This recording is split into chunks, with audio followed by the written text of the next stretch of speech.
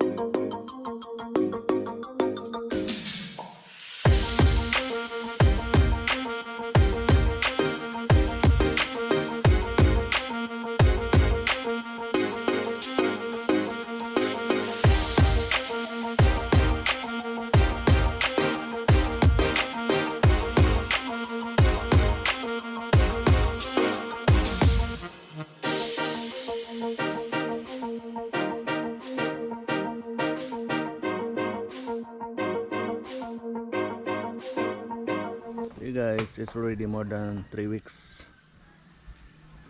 I marketed this on April 12 and today is March 4, so it's already around 22 days, but I'm not sure. There is already a root, but maybe there are roots already, but I don't want to open yet. I just want to wait that the roots will be visible here. As you can see, because of this marcotting, there's a lot of new branches here.